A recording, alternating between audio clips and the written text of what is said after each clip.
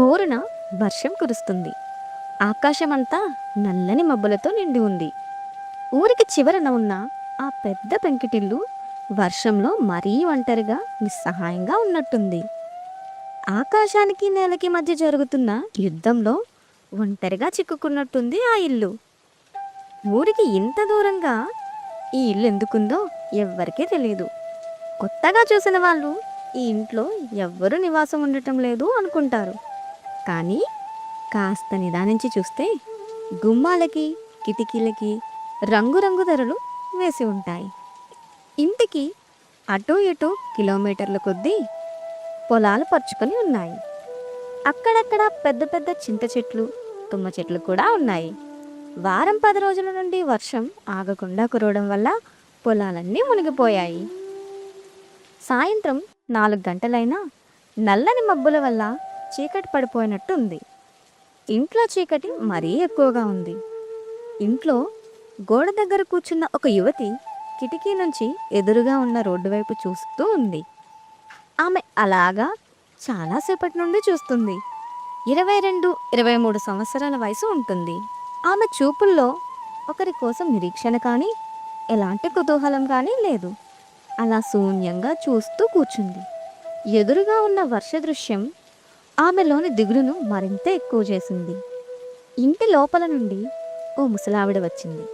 ఆమె దేహంలో ఎక్కడా రక్తమాంసము ఉన్నట్టు లేదు. చర్మం ఎండి బిగుసుకుపోయి ఎముకలకి కట్టి లాగినట్టుగా ఉంది. ఆమె మొహం వికృతంగా, నోరు పెద్దదిగా అసహ్యంగా ఉంది. ముసల్ది యువతిని కొంతసేపు పరీక్షగా చూసింది. 4 అడుగులు ముందుకేసి ఆమె దగ్గరకు వచ్చింది. చిన్నదిగా దగ్గింది. యువతి ఆమె రాకను గమనించలేదు. ముసల్ది ఆమె భుజం మీద చేయి వేసి, పద పిల్ల, పద లోపలికి పోయి పడుకో, ఎంతసేపు చూస్తుంటావు ఇలాగా అంది. యువతి మాట్లాడలేదు.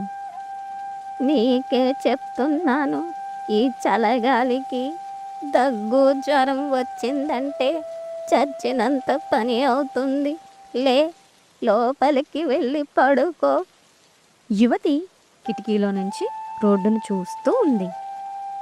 నా మాట వినవు, ఎందుకు వింటావులే, ఎప్పుడైనా విన్నావు కనుక పోనీలే, నాకెందుకు అంటూ ముసల్ది లోపలికి వెళుతూ ఆగి, సాలువ తీసుకురానా పిల్ల అని అడిగింది. వద్దు అంది యువతి. ఆమె గొంతులో కూడా అదే శూన్యం, అదే విరక్తి. ముసలి గొనుక్కుంటూ లోపలికి వెళ్ళింది. మళ్ళీ కాసేపట్లో తిరిగి వచ్చింది. ఓనీ పిల్ల, కాస్త టీ నీళ్ళు తీసుకురానా. వద్దు అంది యువతి. 10 నిమిషాల్లో ముసల్ది చేత్తో టీ కప్ పట్టుకొని వచ్చింది. యువతికి ఎదురుగా ఉన్న కిటికీలో పెట్టింది. తాగు పిల్ల, తాగు, పచ్చి వంటికి టీ నీళ్ళు చాలా మంచిది. యువతి చూసి తల పక్కకు తిప్పుకుంది. చచ్చిన వాడి కోసం ఏడిస్తే ఏమొచ్చుద్దే పిల్ల, ముదనష్టపు వాడి కోసం బెంగ పెట్టుకొని ఏడ్చేదాన్ని ఎప్పుడూ చూడలేదు అంది ముసల్ది. అయినా నీ వయసులో పిల్లలు పుడితే నీకెళ్ళి ఎవరు చూస్తారు? అయినా మనలాంటి వాళ్ళకి పిల్లలు ఉంటే వ్యాపారం అవ్వదు. వయసు ఉన్నప్పుడే 4 రాళ్ళు వెనక వేసుకోవాలి. నువ్వు ఎవరిని పడితే వారిని దగ్గరకు రానియవు. నాకా వయసు అయిపోయింది. ఆసరాగా ఉంటావని నిన్ను నమ్ముకొని నేను బతుకుతున్నాను. నా మాట నేను కూడా నీకు చేదయింది. అప్పుడు నేను ఆదుకోకపోతే నీ గతి ఏమయ్యేదే? వాణ్ణి తలుచుకుంటే మాట దక్కదు. 3 నెలలు ముంగి ఎదవ చచ్చాడు. పీడ వదిలింది. యువతి కోపంతో బాధతో కిటికీలో ఉన్న కప్పును తీసి ముసలిదాని మీదకి విసిరింది. పో ముసలిముండా, పో తెయ్యమ్ముండా, నా ఎదుట నిలబడకు అంటూ అరిచింది. ముసల్ది దెబ్బ తగలకుండా తప్పుకొని, పోతానులే, నేను బ్రతికున్నాళ్ళే నీ కష్టం సుఖం చూసేది, తర్వాత నీ ఊసు ఎవరు పట్టించుకోరు, చూస్తాను అంటూ ఏడుస్తూ లోపలికి వెళ్ళిపోయింది. యువతి మొహం బాధతో నిండిపోయింది. కంటి నుండి 2 నీటి చుక్కలు నిలిచాయి. గుండె బరువెక్కింది. బయట వర్షం కురుస్తూనే ఉంది. యువతి అక్కడ అలాగే కూర్చొని కిటికీలో నుంచి చూస్తుంది. ముసల్ది మళ్ళీ వచ్చింది. అన్నంలోకి ఏం వండమంటావు పిల్ల అంది.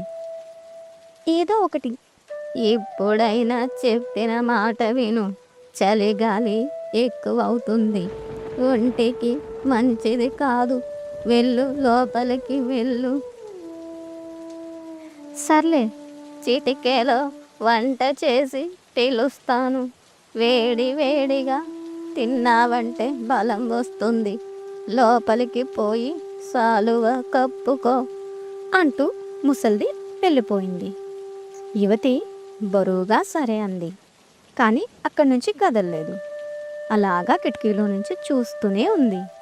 కొండ చిలువలాగా మెలికలు తిరిగి చీకట్లో కలిసిపోయిన రోడ్డు వైపు కొంతసేపటికి ఏదో ఆకారంలా కనిపించింది. దగ్గరవుతున్న కొద్దీ చేతిలో సూట్ కేసు, మరొక చేతిలో గొడుగుతో రోడ్డు బురదలో కాళ్ళు ఇడ్చుకుంటూ వస్తున్న వ్యక్తి కనిపించాడు. గాలికి గొడుగు తిరగబడిపోతుంది. అతి ప్రయత్నం మీద గొడుగుని ఆ వ్యక్తి సమానంగా ఉంచగలుగుతున్నాడు. ఇంత వర్షంలో ఈ ప్రయాణం సాగించే బుద్ధిహీనుడు ఎవరా అనుకుంది యువతి. అంతేకాదు, రోడ్డంతా గోతులు పడి ఉంది. చీకటి పడ్డాక ఈ దారిన వెళ్ళడం ప్రమాదకరం.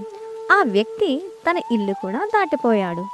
యువతి చప్పున లేచి బయటకు వచ్చి, ఏమోయ్ మిమ్మల్ని, ఇలా రండి అని గట్టిగా పిలిచింది.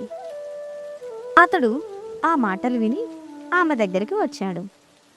నన్ను పిలిచారా అన్నాడు అతను అలసిన గొంతుతో. అవును, ఎక్కడికి వెళ్తున్నారు మీరు అంది యువతి. రైల్వే స్టేషన్కి. అబ్బో, స్టేషన్ ఇంకా చాలా దూరం ఉంది అంది యువతి. అయినా వెళ్ళక తప్పదుగా అన్నాడు అతను. ఈ చీకట్లో ఈ రోడ్డు మీద వెళ్ళడం ప్రమాదకరం. రోడ్డంతా గోతులు, పైగా పైన ఎక్కడో గండికుంట పడిందంట. ఈ మాట చెబుదామని పిలిచాను. కృతజ్ఞుణ్ణి, కానీ నేను వెళ్ళక చేయగలిగిందేముంది చెప్పండి. ఈ రోజున బయలుదేరడమే బుద్ధి పొరపాటు. మధ్యాహ్నం కొంచెం వాన పర్వాలేదు కదా అని బయలుదేరాను. ఎవరిని అడిగినా 4 అడుగులు వేస్తే స్టేషన్ వస్తుందని చెప్పారు. ఏం మనుషులండి వీళ్ళు. అబ్బా, చేతులు నొప్పి పెడుతున్నాయి. నీకు దూరం అని తెలియదా? తెలియదు, నేను ఈ దారిన రాలేదుగా. అసలు నేను ఈ ప్రాంతాలకి కొత్తవాడిని. అందులో ఈ వర్షాకాలంలో పల్లెటూర్లకు వెళ్ళడం తెలివి తక్కువ పని. యువతి చిన్నగా నవ్వింది. అయితే ఇప్పుడేం చేస్తారు మీరు అంది. ఏం చేయను, ఎలాగో అలాగా తంటాలు పడి స్టేషన్కు చేరుకుంటాను. మీ గొంతు విన్నట్టుగా ఉంది, ఇప్పుడు ఎక్కడో అంది యువతి. కంఠధ్వనిలో పోలికలుంటాయిలేండి, కానీ మీరు నన్ను కానీ నేను మిమ్మల్ని కానీ కలుసుకోలేదని ఖచ్చితంగా చెప్పగలను. ఎలా చెప్పగలరు? ఈ ప్రాంతానికి నేనెప్పుడూ రాలేదని చెప్పాను కదా. అదీ కాక చాలా కాలం ఈ దేశంలో కూడా లేను అంటూ ఆ వ్యక్తి, నమస్కారం, నేను వెళ్ళొస్తాను. రోడ్డు గురించి మీరు చెప్పిన హెచ్చరికను మర్చిపోను. మీరు నా మాటని అర్థం చేసుకోలేదు. మీరు ఇంకా ప్రయాణం కొనసాగించడం మంచిది కాదు. ఈ రాత్రికి ఇక్కడ ఉండి పొద్దున్నే వెళ్తే మంచిది, మీకు అభ్యంతరం ఏమీ లేకుంటే. అతను ఆలోచించాడు. అంతే అంటారా? అవును, ఉదయం 6 గంటలకి రైలుంది. అప్పటికి వర్షం కూడా చాలా మట్టుకు తగ్గచ్చు. వర్షం మళ్ళీ పెరిగింది. సరే సరే, మీరు చెప్పినట్టే చేస్తాను. తెల్లవారాక మున్సిపాలిటీ వాళ్ళు ఈ గోతుల ఉచ్చు బురదలోంచి కూరుకుపోయిన నా శవాన్ని పైకి తీయడం అంతగా బాగోదులే. మీ దయకు కృతజ్ఞుణ్ణి నవ్వుతూ అన్నాడు. ఇంతలో ముసల్ది దీపం పట్టుకొని వచ్చింది. దీపపు వెలుగులో అతని ఆకారం మరింత స్పష్టంగా కనబడుతుంది. మనిషి అందంగా ఉన్నాడు. ముసల్ది దీపం పైకెత్తి దగ్గరగా పట్టుకొని పరీక్షగా చూస్తూ, ఏ ఊరు బాబు మీది? దీపపు కాంతిలో మెరిసిన అతని రూపాన్ని చూసి యువతి ఉలిక్కిపడి తెల్లబోయి 2 కళ్ళు అప్పగించి అలాగ చూస్తూ నిలబడింది. ముసల్ది యువతిని తట్టి, దెయ్యం పట్టినట్టు ఏమిటా చూపు పిల్ల అంది. యువతి ఇంకా చూస్తూ, మీ పేరు? జగన్నాథం. యువతి కళ్ళల్లో నిరాశ కనబడింది. అది గమనించి, మీరేదో ఇబ్బంది పడుతున్నట్లు అనిపించింది మిమ్మల్ని చూస్తుంటే. ఈ వర్షం తగ్గగానే వెళ్ళిపోతాను, నేనేమీ అనుకోను అన్నాడు. యువతి తనలో కలిగిన ఉద్రేగాన్ని అణుచుకొని, కాదు కాదు, మీరు నేను అనుకున్న ఒక వ్యక్తిలాగా ఉన్నారు, అంతే. మీరు అపార్థం చేసుకొని వెళ్ళిపోతే నేను చాలా బాధపడతాను అంది. యువతి జగన్నాథాన్ని ఒక గది దగ్గరకు తీసుకువెళ్ళి, మీరు విశ్రాంతి తీసుకోండి, మీకు భోజనం ఏర్పాటు చేసి వస్తాను అని వెళ్ళిపోయింది.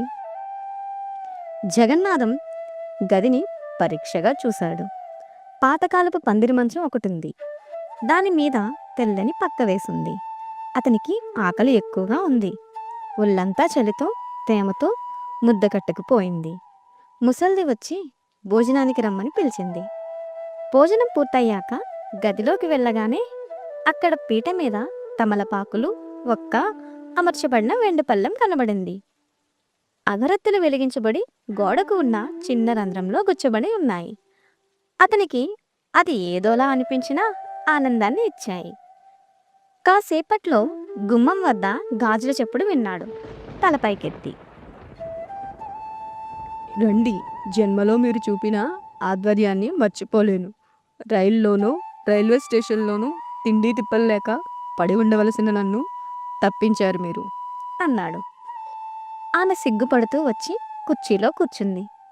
లేత నీలం చీర ధరించింది. జుట్టును వదులుగా చివర్లో వదిలివేసింది. ఆమె కళ్ళు పెద్దవిగా జాలిగా తడిసిన పద్మాల్లా ఉన్నాయి. మీరు నా మాట మన్నించి ఆగినందుకు నాకు చాలా ఆనందంగా ఉంది. సరే సరే, ఆనందించవలసింది నేను కానీ మీరు కాదు. శ్రమ అంతా మీది. చివరికి మీరు పడుకునే మంచం కూడా నాకు విడిచిపెట్టినట్టే అనిపించింది. నిజానికి ఓ చాపా దిండిస్తే బయట పడుకుని నిద్రపోతాను. అనవసరంగా నన్ను చాలా గౌరవిస్తున్నారు. కాదు కాదు, నేను అవ్వ ఇంకో గదిలో పడుకుంటాం. మీరు చాలా దూరం నుంచి వచ్చినట్లున్నారు అంది యువతి. అవును, 5-6 కిలోమీటర్లు నడిచాను. ఉదయమంతా నడిచి పల్లెటూరికి వెళ్ళాను. రోడ్డు అయినా ఏమీ బాగోలేదు. పెట్టే గొడుగుని మోసుకుంటూ ఇంత వర్షంలో నిజంగా చాలా అలసిపోయాను. నీకు నిజం చెప్పనా అని అడిగాడు జగన్నాథం. చెప్పండి అందామె ఓరగా చూస్తూ. ఈ రోజంతా నాకు భోజనం లేదు. నేను పల్లి వెళ్ళిన పని కూడా జరగలేదు అన్నాడు తను విచారంగా. ఏం జరిగింది? నా మిత్రుడొకడు కష్టాల్లో ఉన్నాడు. నా అన్న వాళ్ళు ఎవ్వరూ లేరు. జబ్బుతో ఒక 1000 రూపాయలు సహాయం చేయమని ప్రాధేయపడుతూ ఉత్తరం రాశాడు. నేను ఊరు తిరుగుతూ ఉండేసరికి ఉత్తరం నాకు ఆలస్యంగా చేరింది. నేను ఆ ఉత్తరం తీసుకొని నిన్న బయలుదేరాను. కానీ నా మిత్రుడు చనిపోయి అప్పటికే 4 రోజులయ్యింది. ఈ పూటకి నన్ను ఆగమన్నారు ఊళ్ళో వాళ్ళు. కానీ నాకు నేనే ఉండలేక బయలుదేరి వచ్చేశాను. ఇద్దరూ కొంచెం సేపు మౌనంగా ఉన్నారు. కథనానికి దీపపు కాంతి కూడా కొంచెం తగ్గినట్టుగా అనిపించింది. వారి గదికి అవతల చప్పుడైంది. ఎవరు అంటూ యువతి గుమ్మం వద్దకు వెళ్ళింది. ముసల్ది ఉంది. ఏ అంది కోపంగా యువతి. పాలు కాచమంటావా పిల్ల అడిగింది ముసలి. ఇందాకే చెప్పాను కదా కాచమని అంటూ యువతి వచ్చి కుర్చీలో కూర్చుంది. అతను వచ్చే ఆవలింతను ఆపుకొని, కు వివాహమైందా అని అడిగాడు. హఠాత్తుగా చేసిన ఈ ప్రశ్నకి ఆమె ఉలిక్కిపడి, ఏమిటి? మీకు వివాహమైందా? ఆమె జవాబు చెప్పలేదు. తల ఉంచుకుంది. తెలిసిందిలేండి. వివాహమైతే ఇంటి యజమాని ఉండేవారుగా. మీకు పెళ్లి కాలేదు. అంతేకాదు ఆమె కాలి బొటని వేలతో నేలను గీస్తోంది. మీరు చాలా సిగ్గుపడుతున్నారే. ఇంకా మీరు ఎందుకు పెళ్లి చేసుకోలేదు? అని అడిగాడు. యువతి కుర్చీలో నుంచి లేచి, మీకు నిద్ర వస్తున్నట్టుంది, త్వరగా వెళ్ళి పాలు కాచుకొని తీసుకొస్తాను అంటూ గదిలో నుంచి వెళ్ళిపోయింది. సుమారు ఒక గంట సేపటికి గది తలుపులు తెరిచిన చప్పుడుకి అతనికి మెలకువ వచ్చింది. ఆమె చేతిలో పాల గ్లాస్ ఉంది. మెల్లగా ఏమండి? జగన్నాథం నిద్ర నటించాడు. ఆమె మళ్ళీ ఏమండి పాలు తీసుకుంటారా అంది. అతనికి మెలకువ రాకపోవడం చూసి పాల గ్లాసు అక్కడే పెట్టి మళ్ళీ వెనక్కి వెళ్ళింది. ఆమెకేదో అనిపించి ఆగిపోయింది. మంచం వైపు చూసింది. అతను అంతా కనిపెడుతూనే ఉన్నాడు. ఆమె మూలనున్న దీపం తీసుకొని అతని ముఖాన్ని చూస్తూ ఉంది.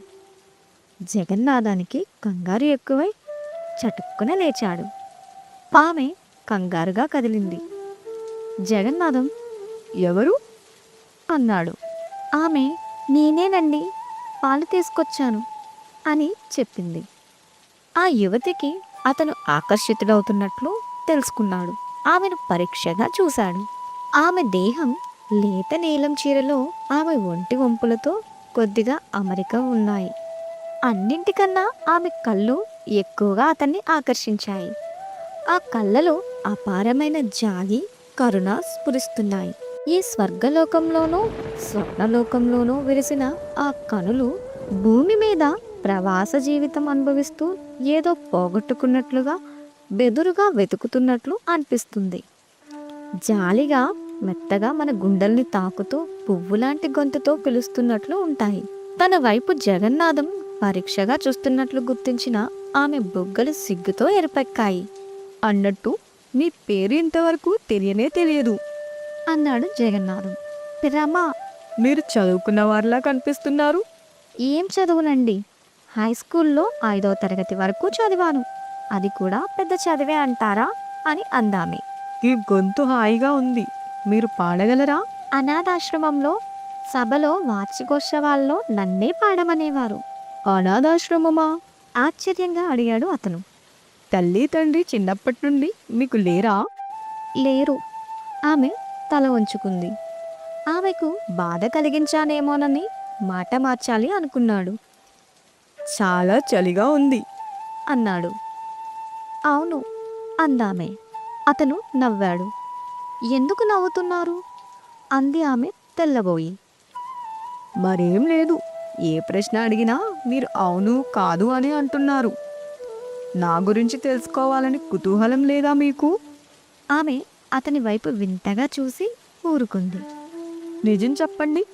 ఇందాక నా పేరు అడిగి తెలుసుకున్నప్పుడు మీలో కలిగిన ఆశాభంగం స్పష్టంగా కనిపించింది. జగన్నాథం అడిగాడు. మీరు విజయుడిలాగా ఉన్నారు. ఈ విజయుడెవరు? ఆమె సమాధానం చెప్పేలోగానే మళ్ళీ ఇలా అన్నాడు. మీలో నాకు ఒక విచిత్రమైన అందం కనబడుతుంది. మీరంటే నాకు నాకు మాట కోసం జగన్నాథం తడబడ్డాడు. ఆమె జాలిగా అందంగా చిన్నగా నవ్వింది. అతను మళ్ళీ అడిగాడు. నీకు పెళ్లి కాలేదు కదూ? లేదని ఆమె తల ఊపింది. మరి ఎందుకు చేసుకోలేదు మీరు రమా? ఆమె మౌనంగానే ఉండిపోయింది. ఇలాగా వ్యక్తిగతమైన ప్రశ్నలు వేయడం సభ్యత కాదనుకుంటున్నారు కదూ? చూడండి రమా, ఈ రాత్రి, ఈ వర్షం, ఈ చిత్ర వాతావరణం ఇవన్నీ మామూలు మర్యాదలను వెనక్కి నెట్టి స్వచ్ఛంగా స్వేచ్ఛగా ఉన్న హృదయాలు ఇవి మాట్లాడుకోవాలని వాంఛను ప్రేరేపించడం లేదు. నీతో మాట్లాడితే కూర్చుంటే నాకేదో హాయిగా ఉంది. అతను దూరంగా చూస్తూ, అంతకన్నా దూరంగా ఆలోచిస్తూ, జీవితంలో నేను పరాజయం మీద పరాజయం పొందాను. డబ్బు కానీ, వసతి కానీ, భార్య పిల్లల్ని కానీ ఏమీ సంపాదించుకోలేదు. అందుకే ఈసుకెత్తి సైన్యంలో చేరాను. సైన్యమా? విజయుడు కూడా సైన్యంలోనే చేరాడు అందామె. అతను వినలేదు. తన ధోరణిలో చెప్పుకుపోతూ ఉన్నాడు. ఇప్పుడు మీరేం చేస్తున్నారు? నా గురించి మీరు అడిగిన మొదటి ప్రశ్న ఇది. అంటూ అతను నవ్వాడు. ఆమె కూడా నవ్వి, సరే చెప్పండి అంది. ఒక మందులు తయారు చేసే కంపెనీలో ఉంటున్నాను, కానీ ఆ ఉద్యోగం చేయాలని లేదు. ఈ దేశాన్ని విడిచి వెళ్ళిపోవాలని ఉంది, బర్మాకో సింగపూర్కో. వద్దు వెళ్ళకండి అని ఆవేశంతో అందామె. చటుక్కున సిగ్గిపడిపోయింది. అతను తెల్లబోయి చూశాడు. ఇందాకటి నుంచి మీరు నా ప్రశ్నకు జవాబు చెప్పకుండా దాటుకుపోతున్నారు. చెప్పండి, మీరు పెళ్లి చేసుకోరా? నన్నెవరు చేసుకుంటారు? ఆమె నీరసంగా అంది. ఏ మీకేం తక్కువ? ఆమె పెదవులు వణుకుతూ ఉన్నాయి. అతను గమనించలేదు.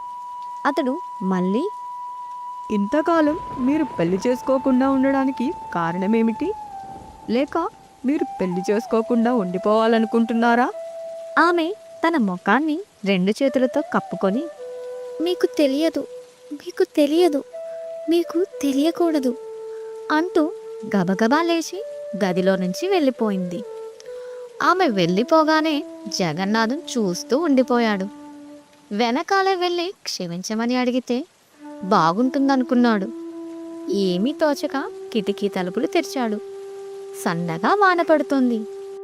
దట్టంగా భయంకరంగా ఉంది. ఒక్క నక్షత్రం కూడా లేదు. తను బాధగా పడుకొని తన మనసులో, అసలు నేనేంటి ఇక్కడెందుకున్నాను? వీళ్ళిక్కడేం చేస్తున్నారు? ఆ ముసలావిడెవరు? ఆమెకి ఈమెకి సంబంధం ఏమిటి? ఆమె ఎందుకు పెళ్లి చేసుకోలేదు?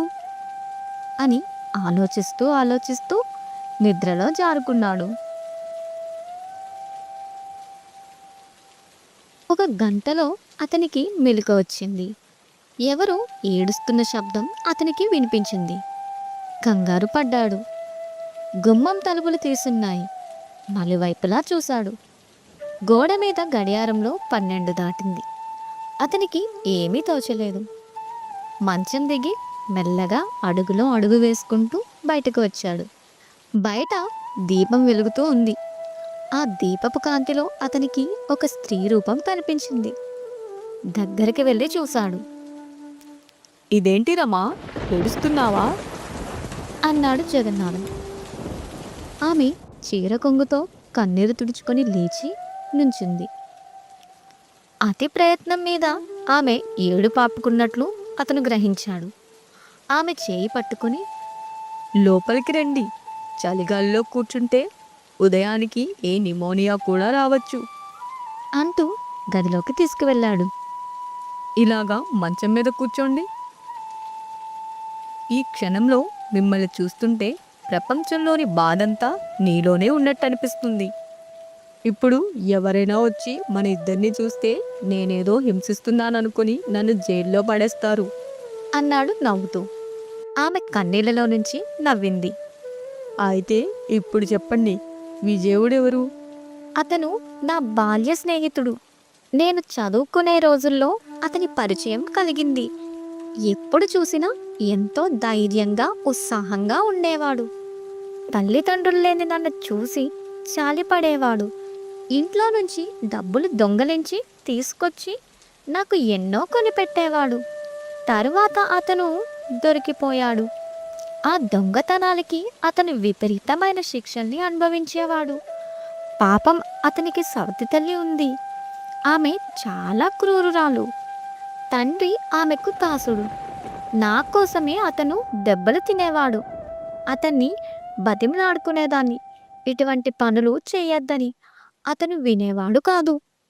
నీ కోసం ఏమైనా చేస్తాను, నీకు ఒక్క నిమిషం ఆనందం కలిగించడానికి ఎన్ని వేల బాధలైనా అవలీలగా అనుభవిస్తాను అనేవాడు.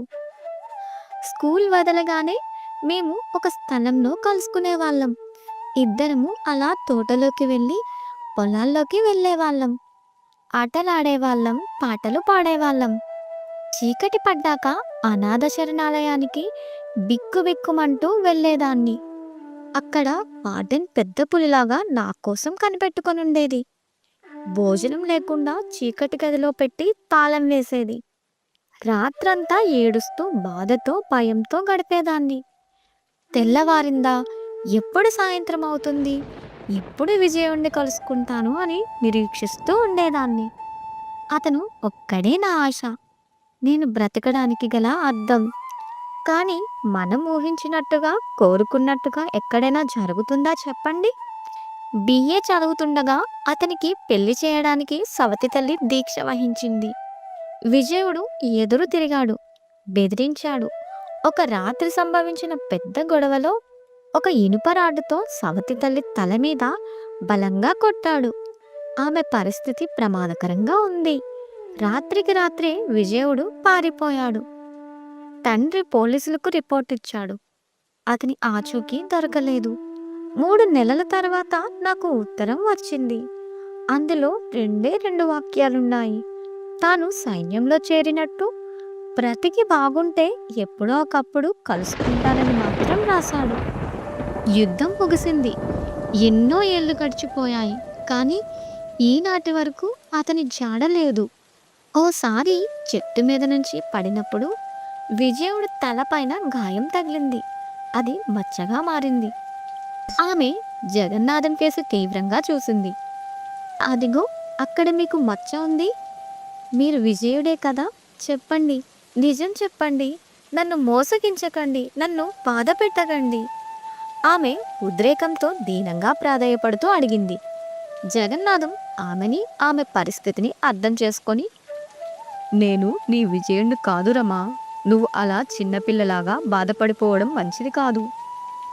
ఆశ్రమం నుంచి బయటకు ఎలా వచ్చావు అని అడిగాడు. ఒక పెద్ద మనిషి తీయని మాటలు చెప్పి నమ్మించి నన్ను ఊరికి తీసుకొచ్చేశాడు. ఇక్కడ హోటల్లో మకాం పెట్టాడు. ఒకరోజు ఉదయం లేచి చూసేటప్పటికి అతగాడు మాయమైపోయాడు. కట్టుబట్టలతో ఉన్న నన్ను వీధిలోకి గెంటేశారు. అవమానంతో, ఆకలితో చనిపోవాలనుకున్నాను. నన్ను ఈ అవ్వ చూసింది. అప్పట్నుంచి ఇక్కడ అవ్వతో ఉంటున్నాను. అవ్వ నీకేమీ కాదన్నమాట. కాదు అయితే నువ్విక్కడా? అని అతను ఏదో అనబోతుంటే ఆమె చేతులతో తన ముఖాన్ని కప్పుకొని, ఇక నన్నేమీ అడగకండి, నన్ను చంపకండి అని వెర్రిగా కేకలు వేసింది. జగన్నాథం తెల్లబోయాడు. ఆమె మంచం మీద బోర్లా పడి ఏడుస్తుంది. ఆమెకు ఉపశమనంకు బదులు తీవ్రమైన దుఃఖాన్ని కలిగించానని బాధపడ్డాడు.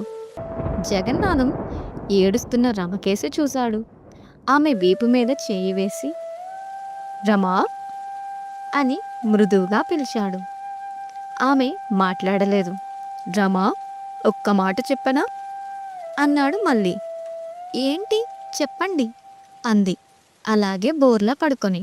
ఇక్కడికి వచ్చి నిన్ను చూసినప్పటి నుండి నాలో ఒక శాంతి రేగింది. ఇంతవరకు ఏ సందేహాలు లేకుండా కులాసాగా ఉండే జీవితాన్ని గడిపేస్తున్నాను. నిన్ను చూశాక ఎన్నో ఏళ్ల నుంచి నీకోసం వెతుకుతున్నట్లు అనిపించింది. ఇప్పుడు నేను తెలుసుకున్నాను. రమా, నాకు నువ్వు కావాలి. రమ ఏడుపాపింది. లేచి కళ్ళు తుడుచుకుంటూ ఆశ్చర్యంగా అతన్ని చూసింది. మనకు ఒక ప్రశాంతమైన జీవితం కలుగుతుందని ఆశగా ఉంది. నేను నిన్ను ప్రేమిస్తున్నాను రమా. నిజంగానా? నమ్మలేని కళ్ళతో అడిగింది రమ. నిజం, నన్ను నమ్ము రమా. నిన్ను పెళ్లి చేసుకుంటాను. నీకిష్టమేనా మరి? బర్మా, సింగపూర్ ఎక్కడికి వెళ్ళరా? వెళ్ళను, నువ్వు నా భార్య అయితే. ఆమె అతని కళ్ళల్లోని నిజాయితీని చూసింది. ఆనందం ఎక్కడి నుంచో వచ్చి ఆమె ముఖాన్ని కౌగిలించుకుంది. ఆమె కళ్ళు పెద్దవై ప్రకాశించాయి. ఒక్కసారిగా నవ్వింది. అతన్ని ఒడిలోకి లాక్కొని అతని శిరస్సు మీద, బుగ్గల మీద, పెదాల మీద గబగబా ముద్దులు పెట్టి ఊపిరాడక, అబ్బా, వద్దులు వద్దులు రమా అన్నాడు. ఆమె కిలకిలా నవ్వి మంచం మీద నుండి దిగి, ఇప్పుడే వస్తాను అని గది నుండి రివ్వున వెళ్ళిపోయింది. గది దాటగానే ముసల్ది కంగారుగా అక్కడి నుండి వెళ్ళిపోవడం చూసింది. దగ్గరగా వెళ్ళి కోపంతో, అవ్వా, నువ్వు చాటుగా నిల్చొని మా మాటలు వింటున్నావా అని అడిగింది. లేదు పిల్ల, లేదు లేదు తడబడుతూ అన్నది ముసల్ది. గుమ్మం దగ్గర ఏం చేస్తున్నావు ఇంత రాత్రి వేళ? నీ మీద ఒట్టు పిల్ల, నేనొక్క మాట వినలేదు. తాళం చెవుల కోసం వెతుక్కుంటూ వచ్చాను. అలాగా? ఏ బుద్ధి మారదు ముసలిదానివైనా అంటూ ఇసురుగా ఇంకొక గదిలోకి వెళ్ళిపోయింది రమ. జగన్నాథం ఒక్కడు గదిలో మంచం మీద కూర్చొని ఆమె కోసం నిరీక్షిస్తున్నాడు. అతని మనసు ఎంతో తేలికైంది. వర్షం ఎక్కువైంది. రేకు మీద చినుకుపడిన శబ్దం కూడా ఎక్కువైంది. కొంతసేపటికి రమ గదిలోకి వచ్చింది. అతను లేచి ఆమెను మంచం మీద పడుకోబెట్టి పక్కనే కూర్చున్నాడు, ఆమె కళ్ళల్లో చూస్తూ. నువ్వు అమాయకురాలివి రమా. ఇంక నిన్ను ఎప్పుడూ ఏడవనివ్వను. ఏడుపు నీ బ్రతుకులోకి రానివ్వను. ఆమె తన చేతివేళ్లను అతని చేతివేళ్లలో పోనిచ్చి, మీరు నన్ను తప్పక పెళ్లి చేసుకుంటారు కాదు? ఇక్కడి నుంచి వెళ్ళిపోతాం కదా? తప్పకుండా. ఈ వర్షం తగ్గగానే బయలుదేరి వెళ్ళి అన్ని ఏర్పాట్లు చేసి ఒక వారం రోజుల్లో నిన్ను తీసుకువెళ్ళిపోవడానికి వస్తాను. మీరు రాకపోతే భయంగా అడిగింది రమ. ఎందుకు రాను రమా? నీకు ఎటువంటి అనుమానం అవసరం లేదు. అయితే ఒట్టేయండి. అతను నవ్వుతూ ఒట్టు. ఒట్టేవేశాడు. నువ్వు చాలా అలసిపోయావు. కాసేపు నిద్రపోరమా. మీరు? నేను ఇలాగే కూర్చొని ఆలోచిస్తూ ఉంటాను. నాకు కాపలా కాస్తుంటారా అని నవ్వింది రమ కన్నులు మూసుకొని.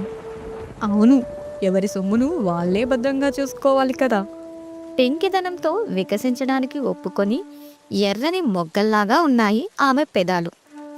జగన్నాథం వంగి పెదవుల్ని మెల్లగా ముద్దు పెట్టుకున్నాడు. రమ అతని చేతులు తీసుకొని తన గుండెల మీద పెట్టుకుంది. అతని చేయి మీద తన చేయి వేసింది. ఈ చెయ్యి ఇలాగే ఉంచండి. ఇంకా నాకు భయం లేదు. హాయిగా నిద్రపోతాను. అతను ఏవో కబుర్లు చెప్తూ ఉంటే వింటూ నిద్రలో జారుకుంది. జగన్నాథం ఆలోచనలోకి వెళ్ళిపోయాడు. అతని చేయి ఆమె గుండెల మీదనే ఉంది. గుమ్మం దగ్గర ఎవరో చప్పుడవుతున్నట్లుగా అనిపించింది. నిదానించి చూశాడు. ముసల్ది సైగ చేస్తోంది రమ్మని. రమకి నిద్రభంగం కాకుండా మెల్లగా తన చేయిని విడిపించుకుని చప్పుడు కాకుండా గది దాటి వెళ్ళాడు. ఎందుకవ్వా పిలిచావు? అమ్మాయి బాగా నచ్చిందా బాబు? నచ్చింది అన్నాడు జగన్నాథం నవ్వుతూ. ముసల్ది వెక్కిలి నవ్వు నవ్వి, మహారాజులు మీరు, గొప్ప గొప్ప ప్రభువులు. జగన్నాథం రమలేస్తుందేమోనని, త్వరగా చెప్పు అవ్వా. ఆమె నమ్ముకున్న హస్తాన్ని ఆమె గుండెల నుండి తీయటం కూడా ఏదో దోషంలాగా అనిపించింది అతనికి. నువ్వే కాదు బాబు, ఎవరు చూసినా నచ్చిద్ది అన్నవాడే కానీ వేరు మాట పలికిన వాడు లేడు. ఒక రాత్రికి 200, 300 ఇచ్చిన మహారాజులు. అందరూ లాంటిది కాదు బాబు నా పిల్ల. వజ్ర వైడూర్యం. ఎవరిని పడితే వాళ్ళని గుమ్మమెక్కనివ్వదు. ఎంచుకోవడంలో దానికున్న తెలివి గొప్పది బాబు. మనసు కాకపోతే ఎంత గొప్పవాణ్ణైనా పొమ్మంటుంది. ఇంతకీ నువ్వు చెప్పేదేంటి? మరేం లేదు బాబు, నీకు ఎన్నాళ్ళు మనసైతే అన్నాళ్ళు అనుభవించు. నువ్వు లోటు చేస్తావా బాబు? మహారాజు బిడ్డవి. ఒక రాత్రికి 200 తక్కువ కాకుండా ఇస్తావు, నాకు తెలుసు. జగన్నాథానికి ఆ మాటలు తీరు అసహ్యంగా అనిపించింది. ఇదిగో రమని నేను పెళ్లి చేసుకోబోతున్నాను.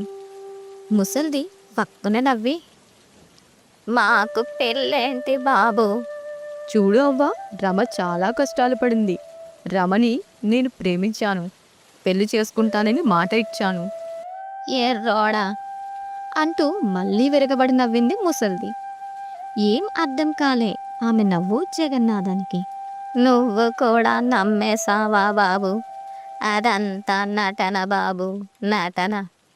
ఎప్పుడు ప్రతి వాళ్ళ దగ్గర ఇలాగే కల్పించి చెబుతుంది. వాళ్ళు జాలేసి ఇంకో 100 ఎక్కువ ఇచ్చేవారు. నీకు అనుభవం తక్కువ, లేత మనిషివి, ఇట్టే నమ్మేశావు. జగన్నాథానికి కోపం వచ్చింది. రమ మోసం చేయదు. సందేహంగా, తాను దిక్కులేని దానినని చెప్పింది కదూ. నువ్వు తన చిన్నప్పుడు ప్రేమించిన బుల్లోడిలాగా ఉన్నావంది కదూ. తండ్రి ఊరేసుకొని చచ్చిపోయాడు కాదు, ఎక్కెక్కి ఏడ్చింది కాదు అడిగింది ముసల్ది. జగన్నాథం స్తంభించిపోయాడు. అంతా నటన బాబు, నటన. ఇలాంటి తప్పుడు వేషాలు వెయ్యొద్దని ఎన్నోసార్లు చెప్పాను. ఏనాదు? జగన్నాథానికి అసహ్యంగా అనిపించింది. కోపంతో అతని కళ్ళు ఎర్రబడ్డాయి. అయితే ఈరోజు రాత్రి మీరు పిలిచి ఉండమన్నందుకు డబ్బు ఇవ్వాలి, అంతేనా? అంతే బాబు, ఒళ్ళమ్ముకని బతికే వాళ్ళం. మాకింకేం కావాలి బాబు? ఇందాక నా దగ్గరకు వచ్చి డబ్బు మాటలను అడుగు, నాకు సిగ్గేస్తోంది అని మరీ చెప్పింది సరే అయితే అన్నాడు. జగన్నాథం గబగబా గదిలోకి వెళ్ళాడు. బద్దలవుతున్న అగ్నిపర్వతంలాగా ఉంది అతని మనస్సు. మంచం మీద నిశ్చింతగా పడుకున్న రమ విషపూరితమైన సర్పంలాగా కనబడింది. ఆమె పీక పిసికి చంపేయాలన్నంత కోపంతో మంచం దగ్గరికి వెళ్ళాడు. మళ్ళీ ఏమనుకున్నాడో తన పెట్టె నుండి పర్సు తీసి మంచం మీద విసిరాడు.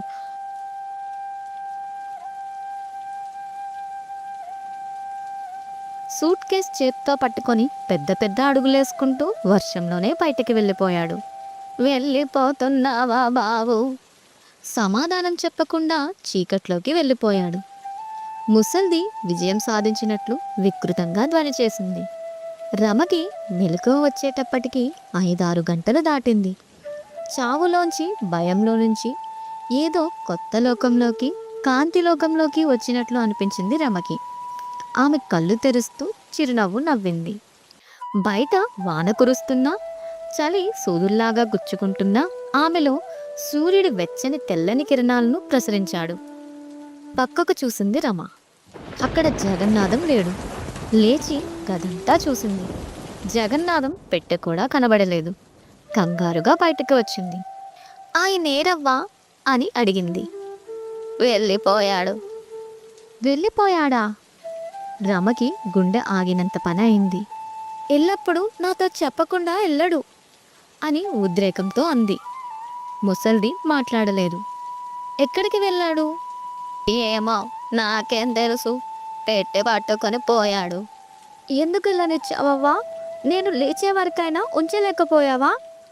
అంది ఏడుపు నాపుకుంటూ రమ. ఏమిటా కంగారు పిల్ల? నేను అంత తెలివి తక్కువ దాన్ని అనుకుంటున్నావా? అదిగో చూసుకో, మంచం మీద పర్సు వదిలేసి మరి వెళ్ళిపోయాడు. డబ్బా? అవును. రమకి అనుమానం కలిగింది. నువ్వు ఇమ్మని చెప్పావా?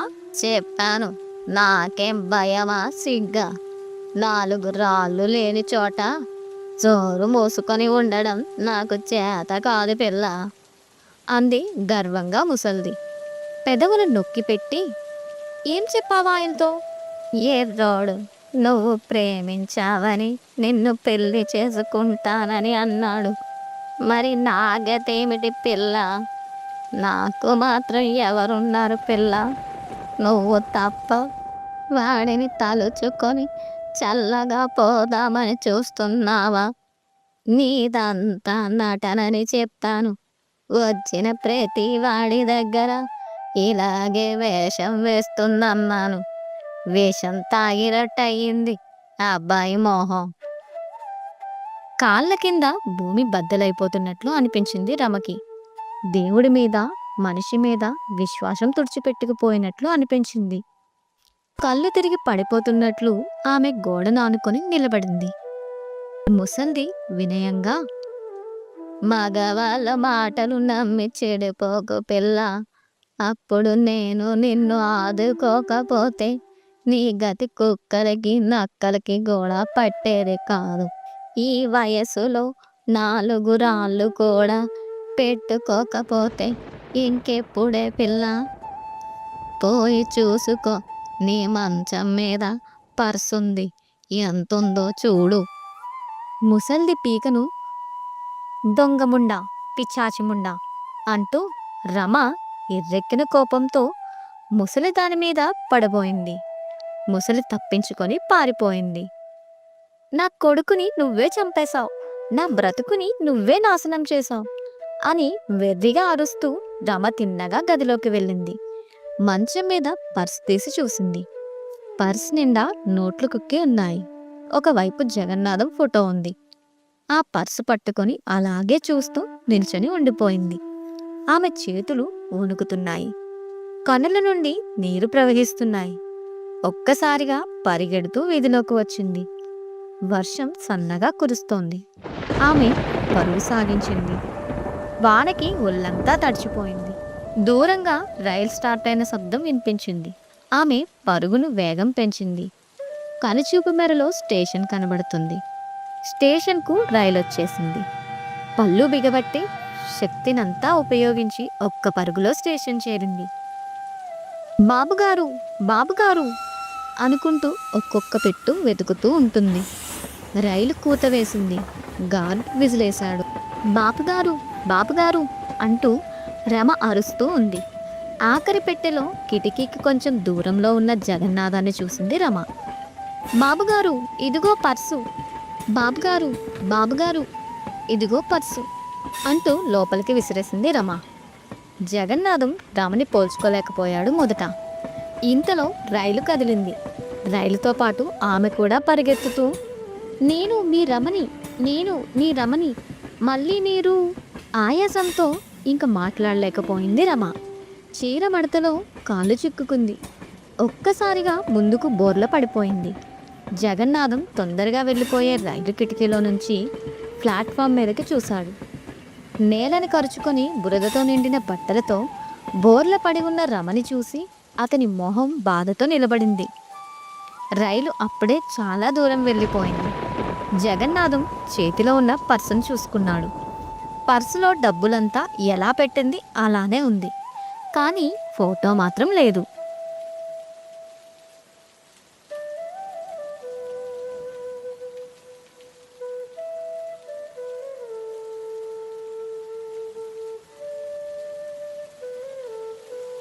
తర్వాత ఎపిసోడ్ కోసం ఛానల్ని సబ్స్క్రైబ్ చేసుకోండి. పక్కనే ఉన్న గంట సింబల్ని ఆన్ చేసుకోండి.